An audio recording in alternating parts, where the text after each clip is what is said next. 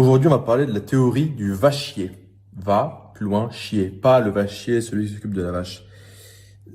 La première fois que j'étais confronté à cette théorie révolutionnaire, c'était en regardant un film assez pourrave qui s'appelle The Gambler avec Mark Wahlberg, où grosso modo, il joue le rôle d'un type qui est un prof de fac, qui est accro au poker, je crois. Je crois que c'est le poker ou le blackjack, peu importe.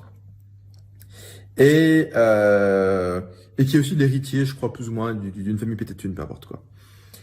Et le type, en fait, il se trouve dans une situation où il doit pas mal de thunes à des mecs pas très respectables, quoi, donc bon, en gros, des mafieux, quoi.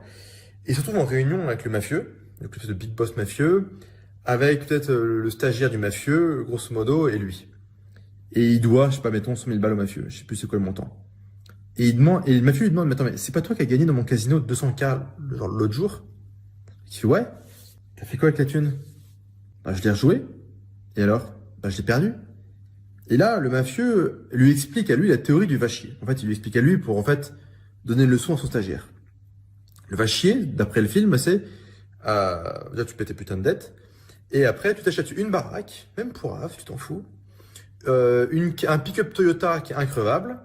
Tu fous de l'argent en banque. De quoi avoir un petit revenu pour t'occuper de ta baraque et ta Toyota que tu as assuré. Et maintenant, tu peux dire, va chier. Tu es dans une position où tu peux dire, va chier. La société veut que tu travailles, va chier. Ton boss t'emmerde, va chier. Ta belle famille veut t'expliquer la vie, va chier. Tu peux dire, va chier. Alors certes, une manière de voir ça, c'est de te dire, mon Dieu, le père Tougan, il est vulgaire, et c'est pas bien. Bon, on s'en fout. Va chier. Pour moi, il y a un vrai point philosophique derrière. Il y a très peu de gens sur cette terre qui peuvent dire, va chier. Macron, il peut pas dire va chier. Et son prédécesseur non plus, le gars qui sera après non plus. Quand vous êtes patron du CAC 40, enfin d'une boîte du CAC 40, vous pouvez pas dire va chier. Vous dites la moindre connerie, la moindre blague un peu lourde sur, je sais pas, une blague de cul un peu lourde, vous perdez votre taf. Vous avez une opinion politique qui n'est pas, je dirais, le cosmopolitisme politiquement correct, et vous êtes patron d'une boîte du CAC 40, vous avez beau gagner 5 millions par an, ou plus, ou moins, j'en sais rien. Vous dégagez. Vous pouvez pas dire va chier. Vous êtes employé dans une boîte, vous êtes fonctionnaire. Vous pouvez pas dire va chier.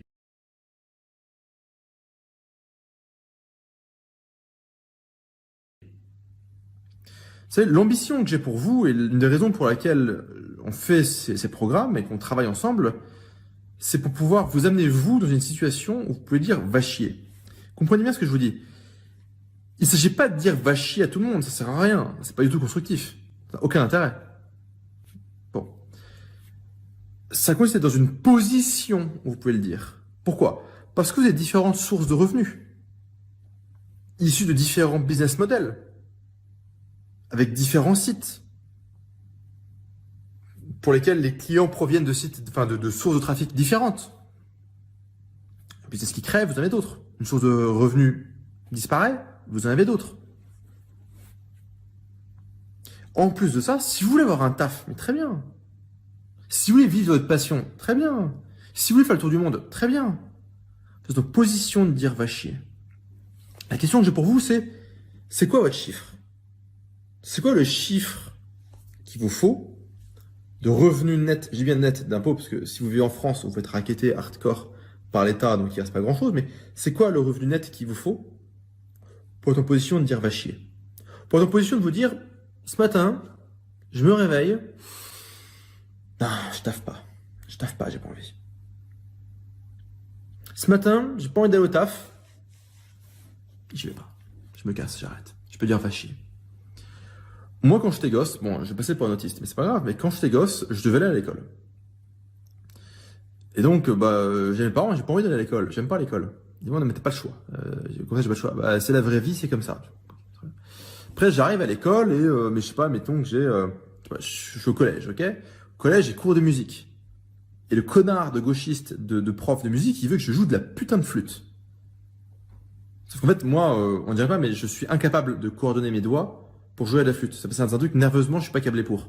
C'est quand j'essaye, je m'énerve, j'ai des tics nerveux, je prends la flûte et je la jette. J'étais gosse, hein, j'ai pas essayé la flûte depuis 15 piges maintenant, en plus. 20 piges. Putain, 20 piges.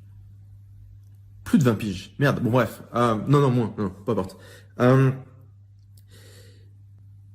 et donc je suis là en mode, mais je prof de musique, j'ai pas envie de jouer de la flûte. Et non, t'as pas le choix. Comment ça, j'ai pas le choix? C'est le gouvernement qui décide. J'ai dit, c'est qui le gouvernement? C'est la vraie vie. Tu décides pas. Tu fermes ta gueule. Tu joues de la flûte. J'ai traumatisé par la flûte. T'es un connard de gauchiste, de prof de musique, c'est même pas un métier, qui m'explique que je dois jouer de la putain de flûte parce que le gouvernement a décidé, le gouvernement quoi, a décidé que je devais jouer de la flûte. J'ai jamais voté pour ça. Et on t'explique, ah mon pote, ça s'appelle la vraie vie. Si vous réfléchissez bien, bah, chaque étape de votre existence jusqu'à présent, chaque confrontation au système, la réponse ça a été, ah t'es pas d'accord, je m'en tape, c'est la vraie vie, tu fermes ta gueule. Vous savez, maintenant que j'ai développé des revenus exponentiels, c'est la vraie vie qui s'adapte à moi. C'est pas l'inverse. Je m'adapte pas à la réalité. C'est la putain de réalité qui s'adapte à ma volonté. Attention, hein. C'est de la responsabilité, ça. Et c'est du boulot. Le boulot, ça vaut de le faire. Et je suis là pour vous aider. À plus.